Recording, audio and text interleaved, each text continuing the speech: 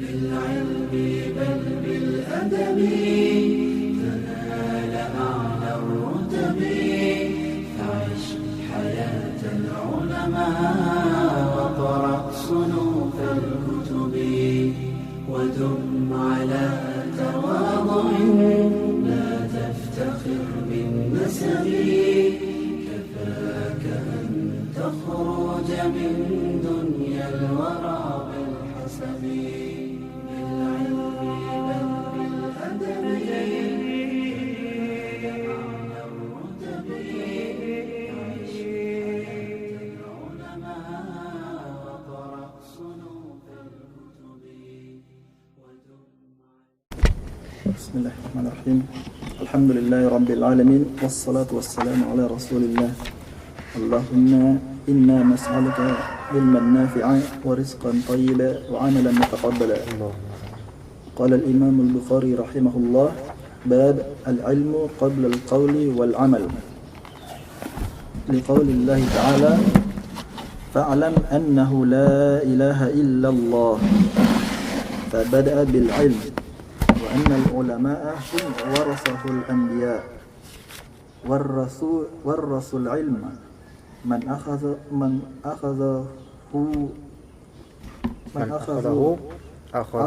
بحظ وافر ومن سلك طريقا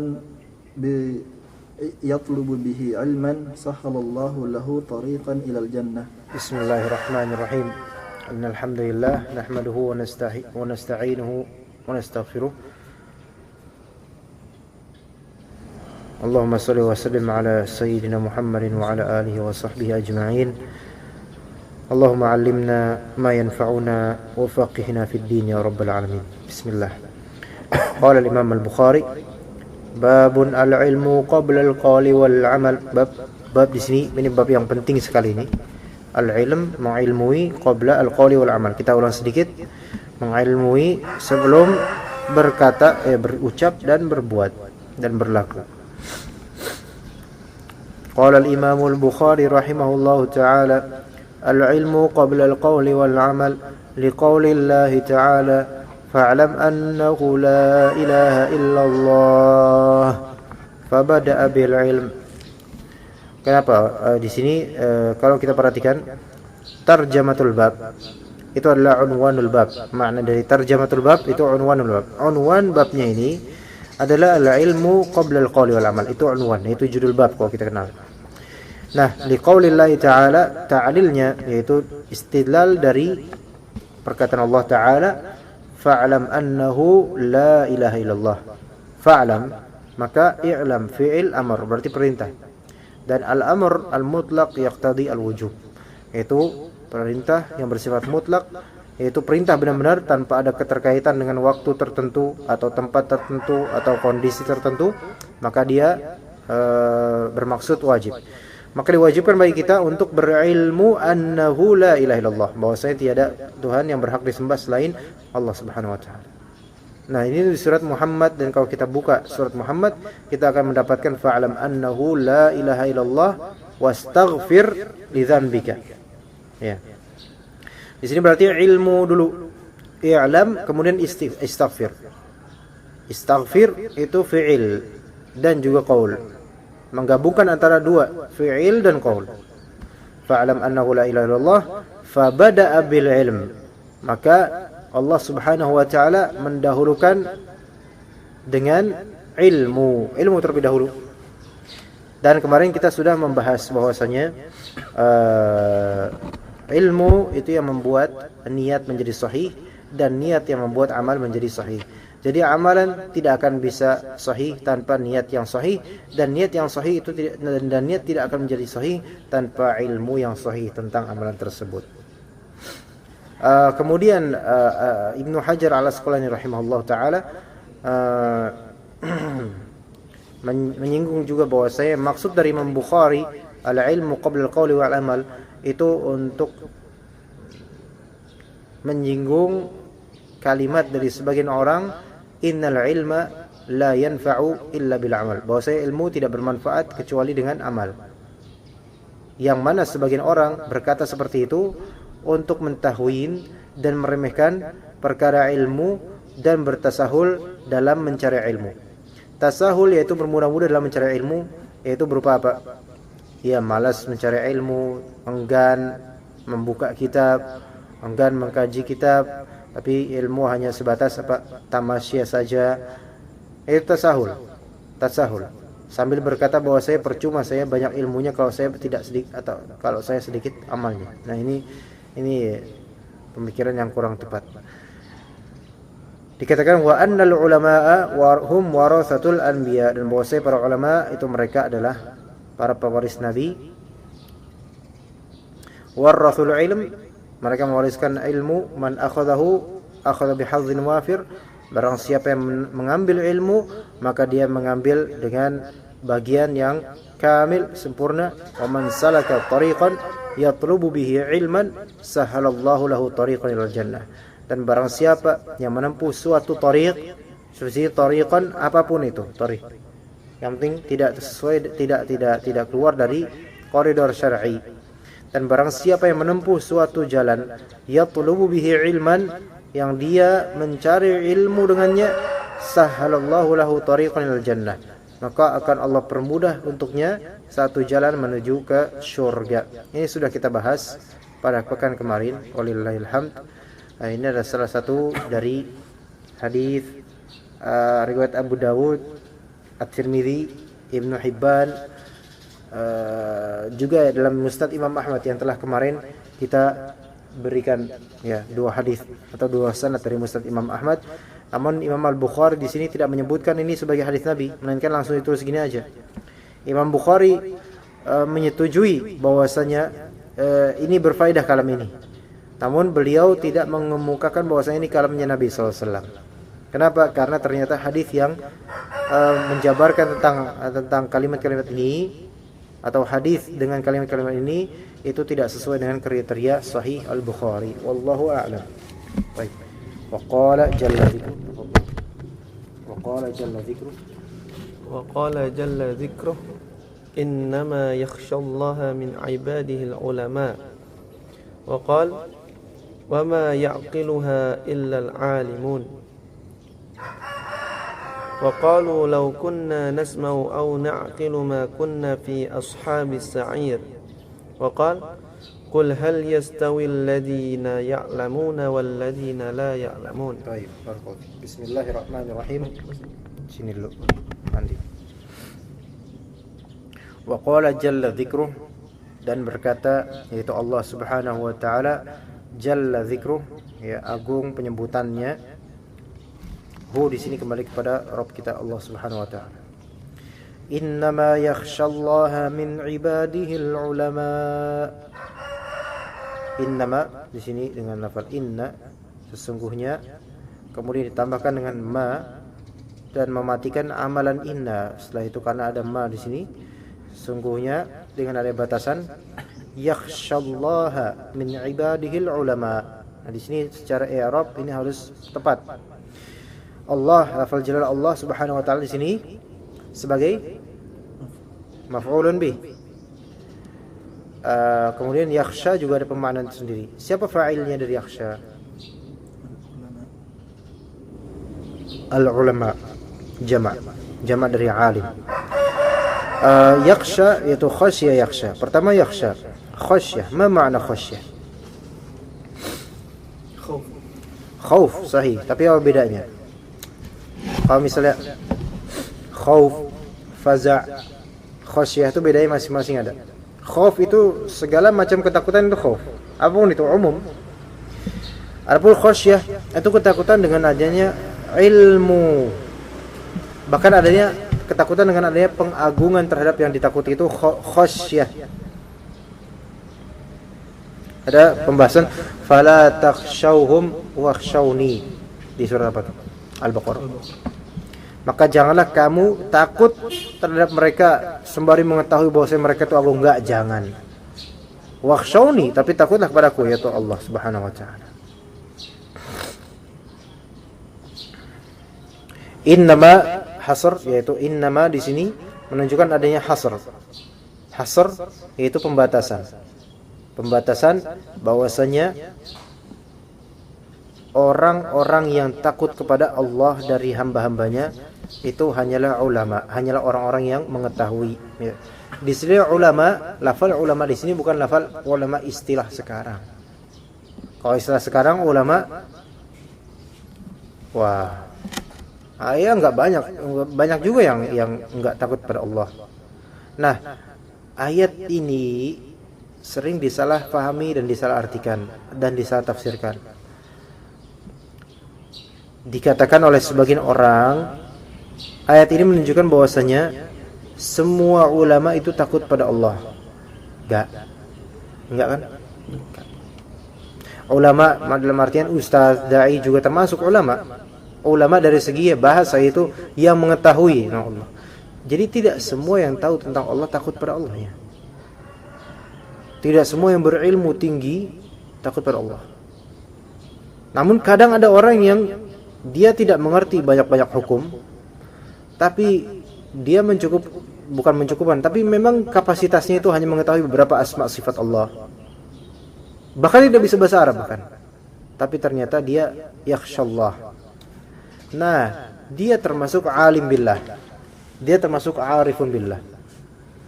Ya, jadi ayat ini tidak memaksudkan legalitas ulama bahwa semuanya dari ulama itu takut pada Allah. Enggak semuanya. Sebagian ulama takut pada Pak Presiden. Lebih takut daripada pada Allah. Iya. Banyak.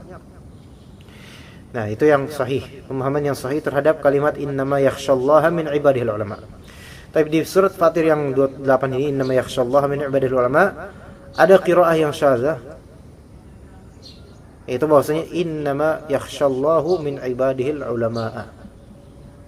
Gimana artinya, Pak? Ya, gimana artinya?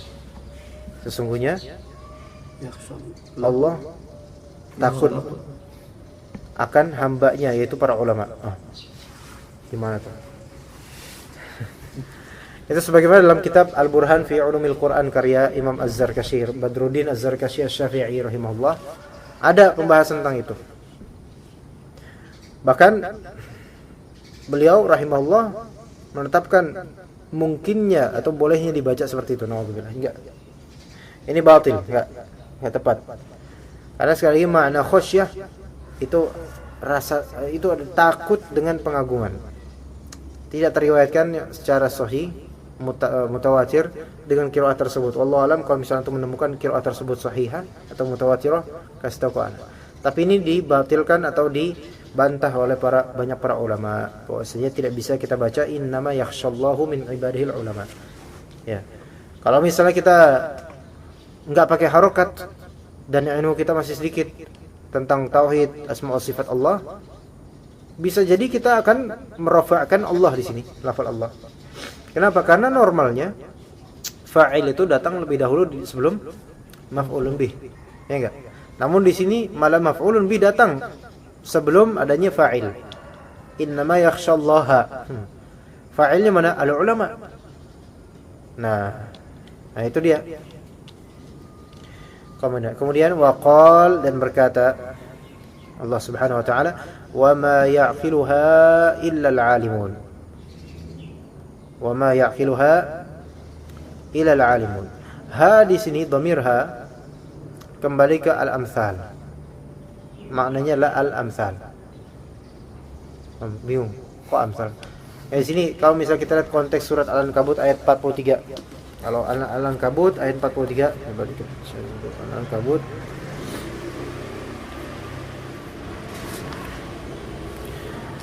Wa ma yaqiluha illa al-alimun. Di sini coba Anda baca ini. Antum perhatikan. Ya, watilka udah tahu aja antum. Watilkal amsalu nadribuha lin-nas, ya kan? Wa ma yaqiluha illa al-alimun. Syuf sini watilkal amsalu, dan permisalan-permisalan itu. Kalau kita lihat ayat ke-41, ada permisalan itu. Mathalul ladzina ittakhadhu min dunillahi awliya'a kamathalil ankabuti ittakhadhat baita wa inna awhanal buyuti labaitul ankabut walau kanu ya'lamun. Nah, kemudian ayat 43, wa tilkal amsalu nadribuha linnas. Ha di sini kembali ke al-amsal. wa ma ya'qiluha, yaitu wa ma ya'qilu tilkal amsal ila al-alimun. Dan ya'qiluha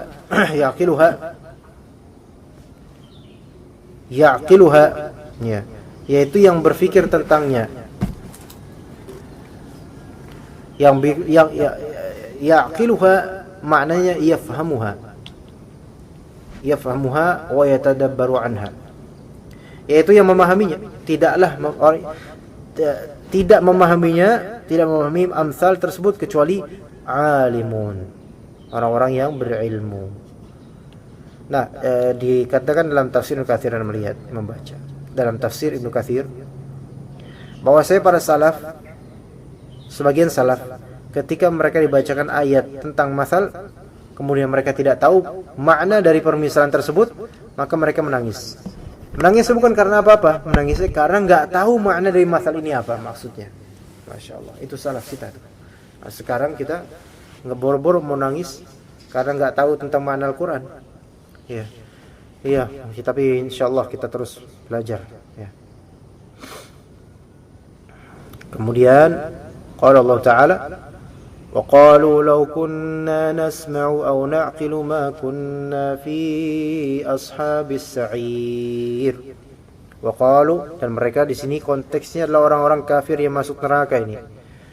Law kunna nasma'u aw na'qil, seandainya kami dahulu nasma'u. Kalau kata Ibnu Hajar, nasma'u di sini yaitu sam'u man ya'i wa yafham. Nasma'u artinya mendengar, tapi mendengar yang menunjukkan pemahaman, mendengar dan memahami gitu loh.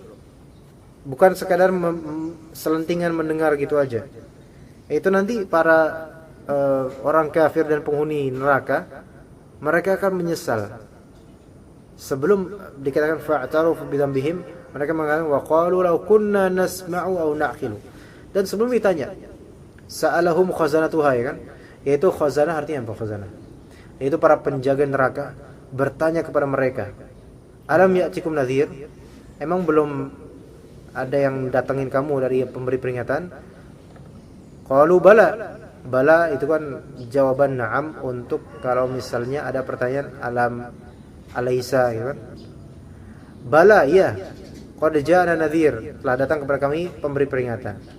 Fakadzabna, maka kami dustakan itu.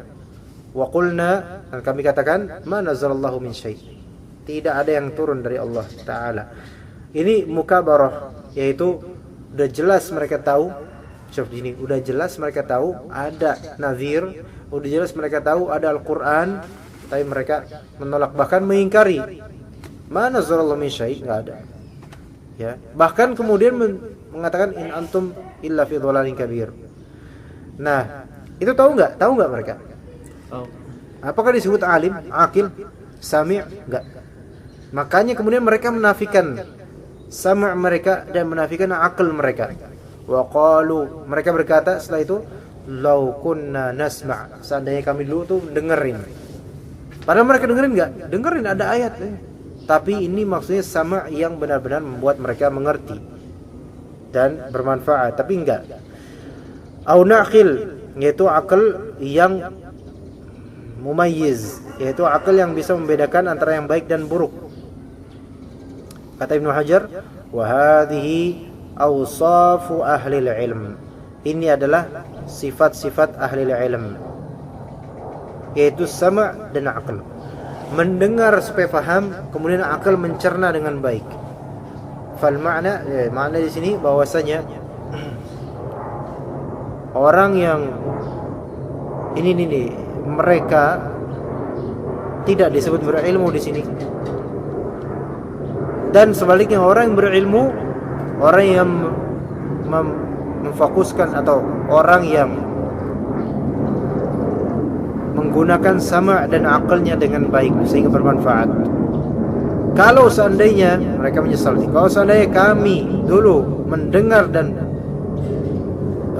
menggunakan akal sebaik-baiknya, ma kunna fi ashabis sa'ir, kami tentu tidak akan berada di dalam atau di tengah-tengah para penghuni syurga, para penghuni neraka. Nauzubillah. Wa qala di surat Az-Zumar, hal yastawi alladhina ya'lamuna walladzina la ya'lamun. Apakah sama? Hal di sini istifham.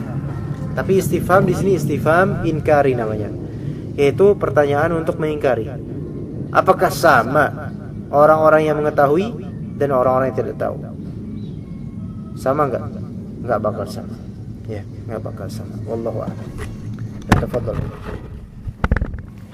Qala al-Imam al-Bukhari rahimahullah wa qala an-nabiy sallallahu alaihi wasallam man yuridillahu bihi khairan yufaqihu. Wa Gitu doang? gitu doang. Yufaqihu? Enggak ada fiddin? Enggak ada. Kok enggak ada kan? Di sini ada. Di situ ada. Yufaqihu gitu doang. Iya. Nanti kita bahas, terusin aja fiddin. Wa innamal ilmu bitta'allum. Wa qala Abu Dzar law wada'tum as-samsamat Samsama. على هذه وأشاروا إلى قفاه ثم ظننت أني أنفذ كلمة سمعتها من النبي صلى الله عليه وسلم قبل أن تجيزوا علي لأنفذتها وقال لأنفذتها وقال ابن عباس كونوا ربانيين حلماء فقهاء. Di situ ulama, di sini hulama. حلماء. Di situ ulama, di situ hukama. Beda nuskha ya. Ulama semua, jumhur ulama di sini. Ulama, fuqaha, kemudian ويقال الرباني الرباني الذي يربي الناس بصغار العلم قبل كباره. طيب أحسنت.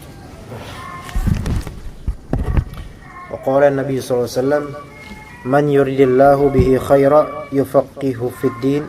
Atau di sini aktsarur riwayat. Saya kalau misalnya antum tulis di antum di naskah atau manuskrip atau kitab antum, man yuridillahu bi khairan yufaqihu. Dalam ini Fathul Bari juga man yuridillahu bi khairan yufaqihu. Dah. Kemudian ada tambahan fiddin. Ya. Wa innamal ilmu bitta'allum. Kalau di sini juga di sini yufaqihu fiddin. Ya.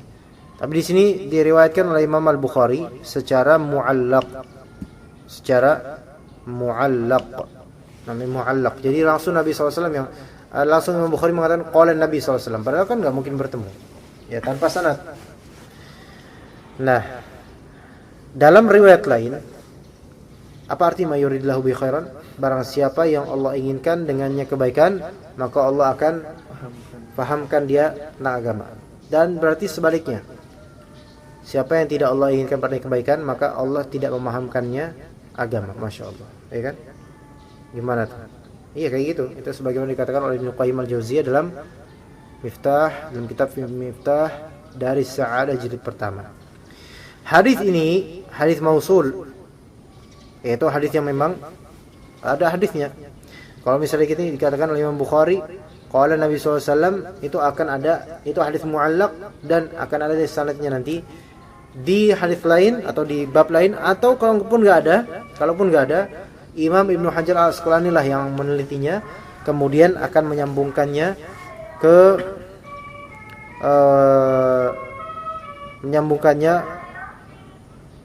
dengan sanad dari Al-Bukhari atau dengan sanad yang sahih dari manapun dan makbul di dalam kitab namanya Taghliq At-Ta'liq 5 jilid untuk membahas hadis-hadis seperti ini, muallaqat dalam Sahih Al-Bukhari. Ya. Jadi tadi paham muallaq itu hadis yang perawi seperti Al-Bukhari ini langsung mengatakan qala Nabi sallallahu alaihi wasallam. Ya. Tapi setelah diteliti ternyata ini hadis yang marfu', dikatakan oleh Ibnu Hajar bahwasanya hadis ini dilewatkan oleh Ibnu Abi Asim dalam kitab Al-Ilm dari jalur Ibnu Umar dari bapaknya itu Umar radhiyallahu anhu dan sanadnya dikatakan adalah hasan ya. Baik, al-fiqh maknanya adalah al-fahm. Fid din dalam bidang agama. Jadi kalau misalnya kita mahir dalam bidang ilmu dunia, itu belum bisa dikatakan Allah Ta'ala menghendaki kebaikan dari kita. Kemudian, wa innamal ilmu bitta'allum. Sesungguhnya ilmu itu didapat dengan cara ta'allum, bukan dengan cara tahallum. Dikatakan oleh ulama, innamal ilmu bitta'allum. Wa innamal hilmu bittahallum. Apa arti hilm? Mimpi. Sesungguhnya mimpi itu hanya dengan mimpi. Adapun ilmu harus dengan ta'lim dan ta'allum. Ya. Maka dikatakan di sini oleh Ibnu Hajar Al-Asqalani,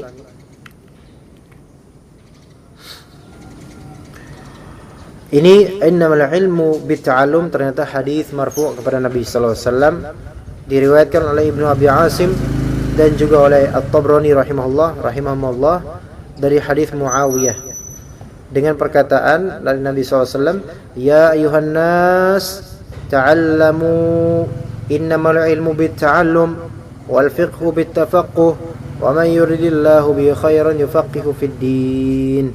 Wahai manusia sekalian, ta'allamu, sinau mas, belajar kalian semua. Innamal ilmu bitta'allum, sesungguhnya ilmu itu dengan cara ta'allum, belajar. Wal fiqhu bittafaqquh, fiqh itu dengan cara bertafaqquh, yaitu memahami benar-benar. Wa may yuridillahu bi khairan yufaqihu fid din. Sanad hadis ini sanad hasan. Nah, sekarang dikatakan oleh Ibnu Hajar, maknanya adalah laisal ilmu al-mu'tabar illa al-ma'khudhu, atau illa al-ma'khudha boleh, minal anbiya wa warithatuhum ala sabil ta'allum. Faham ini? Ini perhatikan baik-baik, bukanlah ilmu yang mu'tabar ya, kecuali yang terambil dari para nabi dan yang terwariskan dengan jalan ta'allum, belajar. Ya. Sehingga kita enggak boleh berbicara begini begitu tanpa belajar terlebih dahulu. Ya, innamal ilmu bitta'allum. Itu ingat terus kaidah tersebut. Antum mau ilmu banyak, ta'allam, gitu kan. Dan ta'allum membutuhkan waktu, juhud, modal, capek dan semacamnya. Ya. Kalau misalnya enggak mau capek susah. Enggak bakal dapat. Antum di Utsman berapa tahun? 2 tahun. Disiksa di sana kan? Disuruh ngafalin, disuruh, ya kan? Emang ada gitu ya waktu untuk rehat ada. Enggak, cuman ketika misalnya antum dulu ngapalin, ada hasilnya enggak? Maksudnya hasilnya ini enggak? Maksudnya ada terbekas, terasa. Dan itu ketika antum kembali flashback, kalau misalnya dulu misalnya antum ngapalin atau Pak ini juga Pak Ahmad ngapalin, datang ngaji ini, semua pengorbanan itu pokoknya semua ajar, ganjaran itu sesuai dengan masyaqqah antum. Semakin antum merasa masyaqqahnya besar tapi antum lawan, itu nanti hasilnya itu semakin kerasa nanti bukan sekarang, nanti. Ya. Seseorang misalnya ngajinya tidak mau instan, alhamdulillah, itu rutin terus, enak, rutin, enggak mau instan. Dan itu lebih berat daripada ngaji instan. Jauh. Kalau misalnya kita ngaji seenaknya aja, semaunya aja, itu rehat, enak, roha. Karena apa? Karena enggak ada kedisiplinan, enggak ada tekanan, enggak ada ujian, enggak ada. Maka hasil itu akan jauh banget beda dengan orang-orang yang ada masyaqqah. Sebagaimana misalnya Pak Rahmat yang udah mungkin alhamdulillah jauh lebih senior dari kita dalam urusan rumah tangga, dalam urusan kehidupan. Ketika ada masyaqqah dan masyaqqah itu yang membuat dewasa. Begitu juga dengan ilmu. Ketika ilmu kita dapati dengan adanya masyaqqah, maka insyaallah kita semakin dewasa dalam berilmu dan bersikap tentang ilmu insyaallah taala. Ya, jadi memang innamal ilmu bitta'allum. Ya, wal fiqhu bittafaqquh. Enggak ada orang punya fikih tanpa dia harus berusaha benar-benar menggali dan memahami. Enggak mungkin. Enggak bisa. Dengan begitu aja ada, enggak bisa. Allah Maha Adil, ya. Baik, kita lanjutkan. Wa qala Abu Dzar. Nah, di sini ini ada beberapa somsamah, itu semacam pedang ya. Wa qala Abu Dzar, berkata Abu Dzar radhiyallahu anhu, "Law wada'tum as-samsamata 'ala hadhihi," wa asyara ila qafah, thumma dhanantu anni unfidhu kalimatan sami'tuha minan Nabi SAW qabla an tujizu alayya la anfadhtuha. Berkata Abu Dzar, law wada'tum, andai kalian wada'tum, menaruh samsamah ala hadhihi, di atas ini, yaitu punggung, di atas punggung, yaitu wa asyara qafahu, yaitu Abu Dzar ini qafahu nih. Kalau misalnya kalian naruh pedang di sini, thumma dhanantu, kemudian aku mengira bahwasanya anni unfidhu, apa artinya? Anfadha yunfidhu, ma ma'nahu? Ada yang tahu anfadha yunfidhu? Bukan nafadha, tapi anfadha.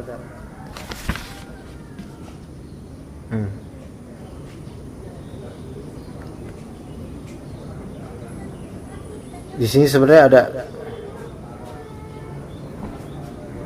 penjelasan agak panjang dari Ibnu Hajar Al-Asqalani rahimahullah. Tapi di sini maksudnya qabla an unfidhu kalimatan sami'tuha minan Nabi SAW, qabla, ya, anni unfidhu, menyelesaikan, ya, mengoperasikan, menyelesaikan gitu maksudnya. Suatu kalimat yang telah aku dengar dari Nabi SAW qabla an tujizu alayya, sebelum kalian tujizu, yaitu membiarkan, mengizinkan, ajaza yujizu, membolehkan, ya, la anfadhtuha, maka aku akan menyelesaikannya. So, di sini juga ada cerita sebenarnya, maksudnya di sini ada cerita sebentar, ya. Dalam Musnad Ad-Darimi diceritakan, dan ini melihat mengacu pada Fathul Bari.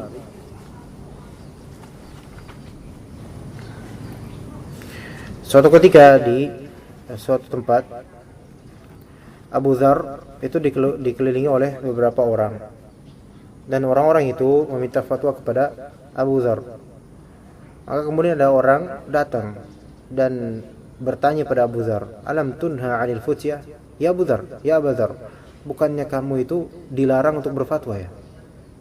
Maka Abu Dzar pun mengangkat kepalanya dan berkata, "Araqibun anta alayya," kamu itu mata-mata ya buat saya. Nah, baru kemudian dikatakan law wada'tumus samsamata, itu sebabnya itu. Nah, apa sih maksudnya di sini? Ada maksudnya di sini. Dalam Hilyah, dalam kitab Hilyatul Awliya karya Abu Nu'aim Al-Asfahani, Utsman bin Affan, ya, ketika di zamannya itu Utsman bin Affan itu melarang Abu Dzar untuk berfatwa. Ya, Abu Dzar tadi untuk berfatwa. Kenapa? Karena Abu Dzar ini waktu di Syam itu pernah berselisih pendapat, pandangan dengan Muawiyah perihal tentang zakat. Ya, perihal tentang zakat. Akhir terjadi perseteruan antara Abu Dzar dengan Muawiyah. Maka Muawiyah pun melapor kepada Sayyidina Utsman. Nah, kemudian semakin besar perselisihan itu antara Abu Dzar dengan Muawiyah. Maka di sini Utsman bin Affan memberikan somasi, ultimatum kepada Abu Dzar agar jangan berfatwa, ya. Maksudnya di sini jangan, atau Abu Dzar ketika itu seperti enggak ridho dengan pembelaan Utsman terhadap Muawiyah, dan kayaknya Abu Dzar di sini memang ada sisi jahiliyahnya dahulu, ya, sehingga seolah tidak mau taat kepada imam. Akhirnya imam saat itu siapa? Ya, Utsman bin Affan, khalifah saat itu. Maka Utsman bin Affan pun melarang Abu Dzar berfatwa, ya. Melarang Abu Dzar berfatwa. Maka suatu ketika beberapa orang ya mengerubungi Abu Dzar ketika di suatu tempat untuk meminta, namanya sahabat Nabi SAW. Ketika itu para tabi'in mereka meminta fatwa kepada Abu Dzar. Gini apa gini. Nah. Maka dikerubutin oleh beberapa penduduk. Kemudian datang seorang laki-laki mengatakan, alam tunha 'anil futya ya Badar? Bukannya kamu itu dilarang untuk berfatwa ya Badar? Seingat saya kamu tuh dilarang loh berfatwa oleh Sayyidina Utsman. Maka dikatakan, araqibun anta alayya? Apakah kamu itu raqib? Watching, kamu tuh ini terus ngeliatin saya terus ya? Merhatiin saya banget sih kamu? Ya kan? Nah, maka dikatakan, law wada'tum, seandainya kalian, ini Pak. Tapi cerita tadi paham ya? Seandainya kalian menaruh somsomah semacam pedang ala hadhihi, ke sini, kemudian saya berpikir bahwa saya akan bisa menyelesaikan hadis dari Nabi yang saya dengar dari Nabi yang mau saya sampaikan. Saya bisa menyelesaikan hadis yang saya dapatkan itu sebelum kalian membunuh saya bakal cepat-cepat ngabisin hadis itu. Paham gak? Jadi walaupun itu dalam kondisi ini, walaupun dalam kondisi saya itu hampir mati, kalian mau penggal saya, ya kan? Tapi sebelum kan masih diinin, pedang mau diancungkan, mau ditebas, antara jarak acungan dengan tebas itu, kalau saya udah merasa bisa menghabiskan hadis itu supaya umat tahu tentang hadis itu, saya habiskan itu hadis. Gitu. Itu maksudnya. Ya. Itu maksudnya. Jadi ini ngapain terus ditaruh di sini? Apa hubungannya? Itu Imam Bukhari itu, ada misteri banyak. Ya. Misteri banyak. Maksudnya apa? Abu Dzar berkata enggak? Maksudnya Abu Dzar mengucapkan fatwa atau hadis Nabi itu adalah qaul, dan beliau punya ilmu. Itu maksudnya. Ya, jadi beliau punya ilmu, dan faedahnya beliau tetap mau atau beliau beristihad di sini bahwasanya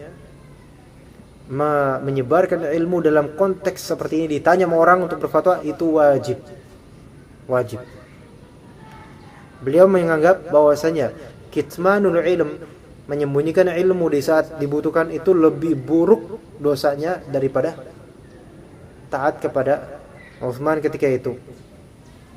Sayyidina Utsman menyuruh jangan berfatwa.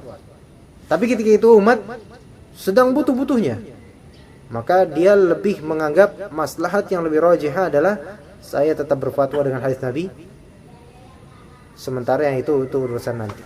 Utsman bin Affan mau ditebas kayak mau diapain kayak terserah, yang penting saya menunaikan amanat, yaitu berfatwa, mengajar dan menyebarkan hadis Nabi. Baik. Wa qala Ibnu Abbas, berkata Ibnu Abbas radhiyallahu anhuma, kunu rabbaniyin, jadilah oleh kalian rabbaniyin, para rabbani. Ya, TV Rabbani TV. Yaitu ulama fuqaha. Ulama jamak dari halim, fuqaha jamak dari faqih, ulama jamak dari alim. Rabbani itu mereka. Halim yaitu orang yang mudah menahan, tidak asal ceplas-ceplas. Fuqaha orang yang faqih, memiliki pemahaman. Ulama orang yang alim, memiliki ilmu. Wa yuqal, dan dikatakan ar-rabbani alladhi yurabbi an-nasa bi sigharil ilmi qabla kibarihi. Itu apa? Sama. Ar-rabbani itu apa? Alladhi yurabbi an-nas, yang apa, mentarbiyah. Dan dikatakan tarbiyah berarti tarbiyah itu membutuhkan berulang kalinya perbuatan dilakukan.